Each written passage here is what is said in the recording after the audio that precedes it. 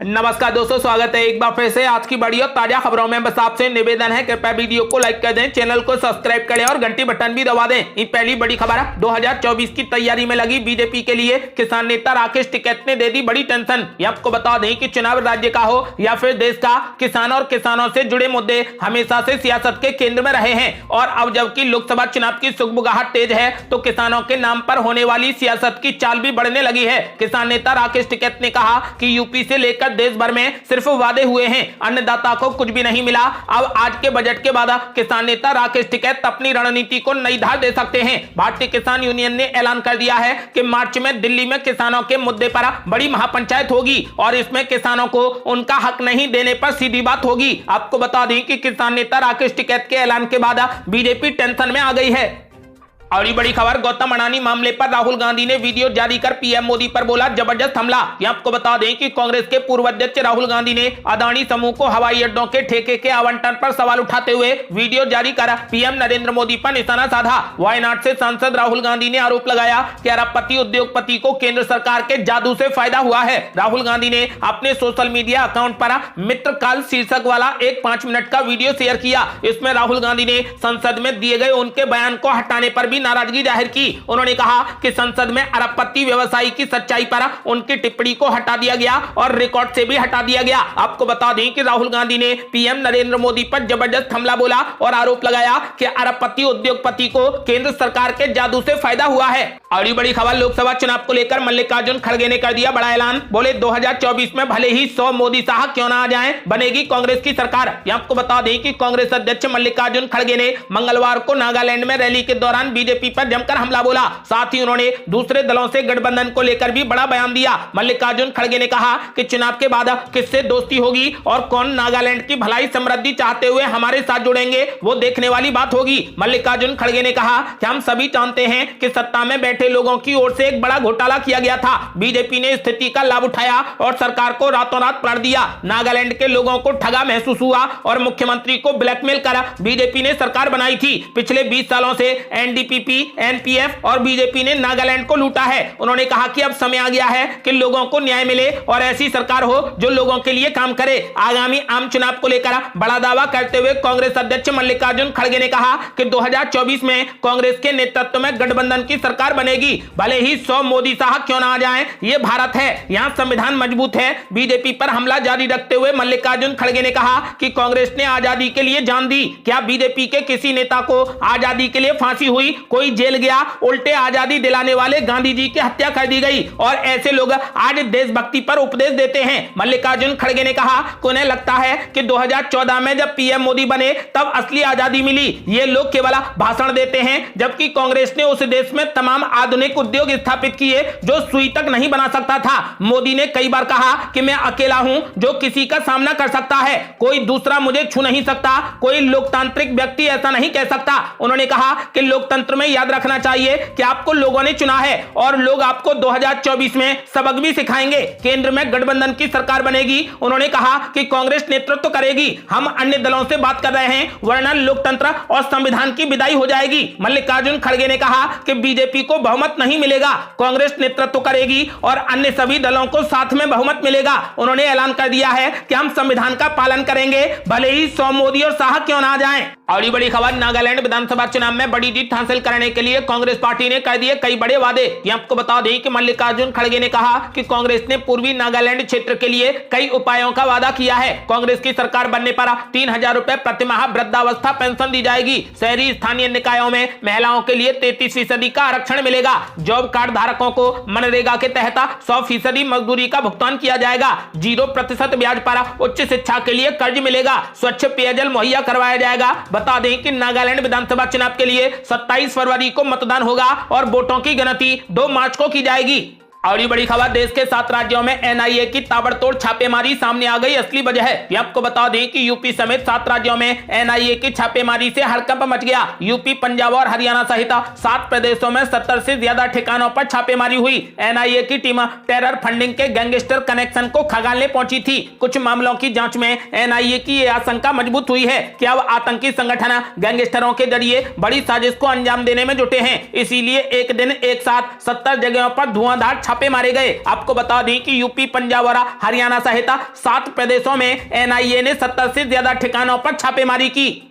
और बड़ी खबर, संजय राउत ने कर दिया बड़ा ऐलान, बोले चुनाव आयोग का फैसला हम नहीं मानते, शिवसेना हमारी है। ये आपको बता दें कि उद्धव ठाकरे से पार्टी चुनाव निशान के बाद अब संसद में मौजूद दफ्तर भी छिन गया है। चुनाव आयोग के फैसले को देखते हुए संसद में शिवसेना का दफ्तर अब एकनाथ शिंदे गुट को अलॉट कर दिया गया है। बता दें कि संसद में शिवसेना के दफ्तर पर एकनाथ शिंदे गुट ने अपना दावा किया था। एक के बाद एक झटके लगने के बाद उद्धव गुट के राज्यसभा सांसद संजय राउत का बड़ा बयान सामने आया। संजय राउत ने कहा कि जो कुछ लेना है ले जाएं, कुछ कायम नहीं है, हमारी जड़ें मजबूत हैं, चुनाव आयोग का निर्णय हम नहीं मानते हैं, फैसला किसके दबाव में आकर दिया गया है, हम सुप्रीम कोर्ट में जीतेंगे, हमें पूरा विश्वास है। उन्होंने कहा कि शिवसेना हमारी है, शिवसेना बाला साहेब ठाकरे की है, शिवसेना उद्धव ठाकरे की है। दरअसल एकनाथ शिंदे के नेतृत्व वाले गुट को असली शिवसेना मानने और उसे चुनावी सिंबल धनुष और तीर आवंटित करने के चुनाव आयोग के फैसले को उद्धव ठाकरे गुट ने सोमवार को सुप्रीम कोर्ट में चुनौती दी है। इस मामले में अब सुप्रीम कोर्ट आज सुनवाई करेगा। और ये बड़ी खबर, संजय राउत और उद्धव ठाकरे पर जमकर बरसे देवेंद्र फडणवीस, बोले बुद्धिहीन लोगों को जवाब देने की जरूरत नहीं। ये आपको बता दें कि महाराष्ट्र में चुनाव आयोग के बाद राजनीति में उबाल आ गया है। उद्धव गुट जहां लगातार शिंदे खेमे और बीजेपी पर निशाना साध रहा है, तो वहीं बीजेपी भी हमलावर हो गई है। डिप्टी सीएम देवेंद्र फडणवीस ने उद्धव ठाकरे की अमित शाह को लेकर की गई मोगेम्बो वाली टिप्पणी पर जमकर निशाना साधा। देवेंद्र फडणवीस ने कहा कि उद्धव की डिक्शनरी में सिर्फ 20 शब्द हैं जिसका वो इस्तेमाल करते रहते हैं। इसके साथ ही उन्होंने संजय राउत को लेकर भी बड़ा बयान दिया। डिप्टी सीएम ने कहा कि बुद्धिहीन लोगों को जवाब देने की जरूरत नहीं है। देवेंद्र फडणवीस ने संजय राउत को लेकर बड़ा बयान दिया। संजय राउत के शिवसेना के नाम और निशान को खरीदने के लिए 2000 करोड़ रुपए के सौदे वाले आरोप पर देवेंद्र फडणवीस ने कहा कि उन्हें बुद्धिहीन लोगों को जवाब देने की आवश्यकता नहीं है। और ये बड़ी खबर, राहुल गांधी ने सभी दलों को दे दिया खुला ऑफर, बोले विपक्षी दल यदि हाथ मिलाएं तो बीजेपी को हराना संभव, हमें लोगों को देना होगा विकल्प। ये आपको बता दें कि कांग्रेस नेता राहुल गांधी ने पीएम नरेंद्र मोदी के नेतृत्व वाली बीजेपी को हराने के लिए एक बड़ी रणनीति बताई है। उन्होंने कहा कि अगर सभी विपक्षी दल एक साथ आ जाएं और विकल्प पेश करें तो बीजेपी को 2024 के चुनावों में हराया जा सकता है। उन्होंने एक इंटरव्यू में कहा कि अगर भारत के 2 दृष्टिकोण एक दूसरे का सामना करते हैं तो हम जीतने में सक्षम होंगे। राहुल गांधी ने इंटरव्यू में हिंदुओं और मुसलमानों के बीच में हुए ध्रुवीकरण की बात को भी स्वीकार किया है। हालांकि जोर देकर यह भी कहा कि स्थिति उतनी भयावह नहीं है, क्योंकि मीडिया इसे सरकार के इशारे पर लोगों को गरीबी, अशिक्षा, महंगाई, छोटे मोटे संकट जैसे वास्तविक मुद्दों से विचलित करने के उपकरण के रूप में पेश करता है। पूर्व कांग्रेस प्रमुख राहुल गांधी ने कहा कि न्याय स्वतंत्र नहीं है, केंद्रवाद निरपेक्ष है और प्रेस अब स्वतंत्र नहीं है। उन्होंने कहा कि फांसीवाद पहले से ही है, संसद अब काम नहीं कर रही है, मैं 2 साल से बोल नहीं पा रहा हूं, जैसे ही मैं संसद में बोलता हूं वे मेरा माइक्रोफोन बंद कर देते हैं। आपको बता दें कि फिलहाल राहुल गांधी ने सभी विपक्षी दलों को खुला ऑफर दे दिया है। उन्होंने कहा कि यदि विपक्षी दल हाथ मिला लें और सभी एक साथ आ जाएं तो 2024 के चुनाव में बीजेपी को हराया जा सकता है।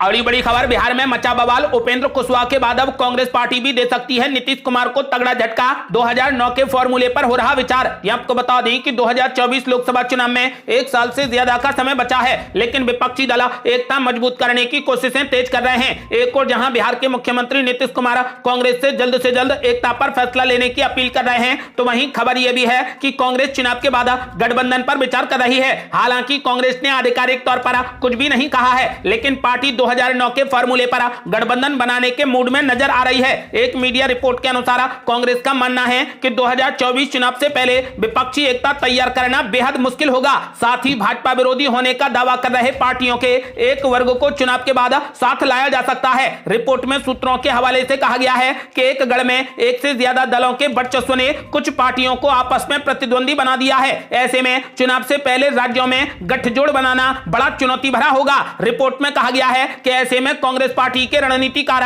2009 के मॉडल की मदद लेने की सोच रहे हैं। और ये बड़ी खबर, कर्नाटक में जमकर गरजे जेपी नड्डा, बोले कांग्रेस पार्टी जब भी सत्ता में आती है अपने साथ में भ्रष्टाचार भी लाती है। ये आपको बता दें कि भाजपा के राष्ट्रीय अध्यक्ष जेपी नड्डा ने कांग्रेस पर जमकर हमला बोला। उन्होंने कांग्रेस पर तुष्टीकरण और विभाजन की राजनीति करने का आरोप लगाया। जेपी नड्डा ने कर्नाटक के विकास के लिए राज्य की जनता से फिर से डबल इंजन की सरकार चुनने की अपील की। कर्नाटक के पूर्व मुख्यमंत्री सिद्धारमैया और उनके नेतृत्व वाली पूर्ववर्ती कांग्रेस सरकार पर निशाना साधते हुए जेपी नड्डा ने आरोप लगाया कि तुष्टीकरण की राजनीति के तहत उन्होंने पॉपुलर फ्रंट ऑफ इंडिया यानी पीएफआई और कर्नाटक फोरम फॉर डिग्निटी यानी केएफडी के कार्यकर्ताओं के खिलाफ मामले वापस लिए थे। उन्होंने कहा कि जब कांग्रेस आती है तो समाज में बिखराव होता है, कांग्रेस आती है तो फूट डालो और राज करो की नीति अपनाती है। यह कांग्रेस की राजनीति की मूल विशेषता है। कांग्रेस जब भी सत्ता में आती है उसके साथ में भ्रष्टाचार भी आता है। जब कांग्रेस आती है तो वोट बैंक की राजनीति होती है जिसके तहत वे एक विशेष धर्म या समुदाय का हित साधते हैं। उन्होंने कहा कि अगर कोई भ्रष्टाचार से लड़ रहा है तो वो भाजपा और मुख्यमंत्री बसवराज बोम्मई हैं। उन्होंने राज्य में लोकायुक्त बहाल करने में कोई भी कसर नहीं छोड़ी है। अगर कोई भ्रष्टाचार को बढ़ावा देता है तो वो सिद्धारमैया हैं। उन्होंने राज्य से लोकायुक्त संस्थान को उखाड़ फेंका। जेपी नड्डा ने कांग्रेस का दूसरा नाम भ्रष्टाचार और कमीशन होने का आरोप लगाया। उन्होंने कांग्रेस को तुष्टीकरण और कानून व्यवस्था की स्थिति बिगाड़ने के लिए भी घेरा। आपको बता दें कि इससे पहले जेपी नड्डा ने विपक्ष को जमकर घेरा था। उन्होंने कहा कि देश में केवल भाजपा ही वैचारिक पृष्ठभूमि वाली और कैडर आधारित पार्टी है। बड़ी संख्या में हमारी पार्टी के पास ही समर्थक भी है। उन्होंने कहा था कि देश में कांग्रेस, शिवसेना सहित अन्य सभी राजनीतिक दल परिवारवादी या वंशवादी हैं। सिर्फ भाजपा ही खुद में एक परिवार है। जेपी नड्डा ने कहा कि हम भाजपा के कार्यकर्ता हैं। अपने राजनीतिक अनुभव से मैं कह सकता हूं कि देश में भाजपा ही एकमात्र ऐसी पार्टी है जिसकी वैचारिक पृष्ठभूमि है, जो कैडर आधारित पार्टी है। हमारे पास ही बड़ी संख्या में समर्थक हैं। आपको बता दें कि जेपी नड्डा ने लोगों से एक बार फिर से भाजपा की सरकार बनाने के लिए अपील की है। अगली बड़ी खबर, कांग्रेस नेता सचिन पायलट का बड़ा ऐलान। बोले हमारे पास बीजेपी की बराबरी करने के लिए संसाधन नहीं, फिर भी बनेगी कांग्रेस की सरकार। ये आपको बता दें कि मेघालय में विधानसभा चुनाव के लिए मतदान 27 फरवरी को होना है। इससे पहले वोटर्स को रिझाने के लिए सभी पार्टियां जमकर रैली और बयानबाजियां कर रही हैं। इसी क्रम में कांग्रेस के दिग्गज नेता सचिन पायलट ने मेघालय चुनाव को लेकर एक खास बयान दिया है। उनका कहना है कि उन्हें इस बात का यकीन है कि राज्य में कांग्रेस पार्टी की सरकार बनेगी। आपको बता दें कि शिलोंग में पत्रकारों से बात करते हुए राजस्थान के पूर्व मुख्यमंत्री सचिन पायलट ने कहा कि मुझे पूरा यकीन है कि हमारे घोषणा पत्र, हमारे उम्मीदवार और जिस तरीके से कांग्रेस पार्टी ने प्रचार किया है उसे जनता का आशीर्वाद जरूर मिलेगा। उन्होंने आगे कहा कि हमारे पास बीजेपी की बराबरी करने के लिए भले ही संसाधन नहीं है, लेकिन हमारे पास में लोगों की इच्छा, समर्थन और हमारे मतदाताओं का आशीर्वाद है। उन्होंने आगे कहा कि इसीलिए मुझे लगता है कि हम बहुत अच्छा करेंगे और अगली सरकार जो बनेगी वो कांग्रेस पार्टी की होगी और दूसरे राज्यों में भी हम बहुत अच्छा कर रहे हैं। आपको बता दें कि वहीं बीजेपी पर हमला करते हुए सचिन पायलट ने कहा कि खाली वादों के अलावा वो क्या पेशकश कर रहे हैं। जब वे दिल्ली में 8 साल और मेघालय में 5 साल सत्ता में थे तो उन्होंने क्या किया। राज्य की 60 विधानसभा सीटों पर 36 महिलाओं सहित कुल 375 उम्मीदवार मैदान में हैं। एक तरफ जहां एनसीपी को अपना किला बचाना है तो वहीं बीजेपी, कांग्रेस और तृणमूल कांग्रेस भी ताल ठोक रही हैं। कांग्रेस नेता राहुल गांधी भी आज पार्टी की ओर से चुनाव प्रचार करने के लिए पहुंच रहे हैं और वो यहां पर अपनी पहली रैली को संबोधित करेंगे। अगली बड़ी खबर, उपेंद्र कुशवाहा ने नीतीश कुमार पर बोला जोरदार हमला। बोले जदयू को अब कोई नहीं बचा सकता। ये आपको बता दें कि राष्ट्रीय लोक जनता दल के अध्यक्ष उपेंद्र कुशवाहा ने कहा कि जेडीयू छोड़ने की साफ वजह है, लोगों ने कर्पूरी ठाकुर की विरासत की रक्षा के लिए नीतीश कुमार को वोट दिया था, उन्होंने इसे छोड़ दिया और इससे बिहार के लोग और पार्टी कार्यकर्ता परेशान हो गए। जदयू के पास में अब कुछ भी नहीं बचा है और मैं एक तरफ खड़े होकर नहीं देख सकता था, मैं सीधे जनता के बीच जाऊंगा और कर्पूरी ठाकुर की विरासत को आगे बढ़ाऊंगा। उन्होंने कहा कि जदयू को अब कोई नहीं बचा सकता। आपको बता दें कि फिलहाल उपेंद्र कुशवाहा ने नीतीश कुमार की पार्टी को छोड़ दिया है, उन्होंने इस्तीफा दे दिया है और अपनी नई पार्टी राष्ट्रीय लोक जनता दल का गठन कर दिया है। अगली बड़ी खबर, मध्य प्रदेश में ज्योतिरादित्य सिंधिया ने दिखाए तीखे तेवर। बोले वादा खिलाफी करने वाली कोई भी सरकार हो उसको धूल चटा देंगे। ये आपको बता दें कि मध्य प्रदेश में विधानसभा चुनावों के नजदीक आते ही कांग्रेस और बीजेपी के नेताओं की बयानबाजी तेज होती जा रही है। सूबे की सियासत के बड़े चेहरे केंद्रीय नागरिक उड्डयन और इस्पात मंत्री ज्योतिरादित्य सिंधिया ने खुलकर कहा कि उन्होंने ही कांग्रेस सरकार गिराकर प्रदेश में कमल खिलाने के लिए जी जान लगा दिया था। शिवपुरी के चिलोद में एक जनसभा में केंद्रीय मंत्री ज्योतिरादित्य सिंधिया ने तीखे तेवर दिखाए और कांग्रेस पर प्रहार करते हुए कहा कि वादा खिलाफी करने वाली कोई भी सरकार हो उसको धूल चटा दूंगा। हां, मैंने बीजेपी की सरकार बनाने में जी जान लगा दिया था क्योंकि 18 महीने की कांग्रेस सरकार जनता के वादों पर खरी नहीं उतरी थी। मेरी आजी अम्मा यानी आज माता सिंधिया ने भी छल कपट की डीपी मिश्रा सरकार गिराई थी और यही काम मैंने भी मध्य प्रदेश में करके दिखा दिया, लेकिन मैं कोई पद का भूखा नहीं हूं। इस दौरान बीजेपी के नेता ने अपनी सभा में पूर्व प्रधानमंत्री अटल बिहारी वाजपेयी जी की मिमिक्री करते हुए कहा कि अटल जी जी कहते थे कि आर्य अपार। साथ ही उन्होंने प्रधानमंत्री नरेंद्र मोदी और मुख्यमंत्री शिवराज सिंह चौहान की तारीफ की। ज्योतिरादित्य सिंधिया ने सभा को संबोधित करते हुए कहा कि जो भी सरकार जनता के साथ में वादा खिलाफी करेगी तो आपका जनसेवक उसको धूल चटा देगा। उन्होंने आगे कहा कि उनको राजनीति का कोई भी मोह नहीं है। सिंधिया परिवार जनसेवा के लिए तत्पर रहा है और आगे भी रहेगा।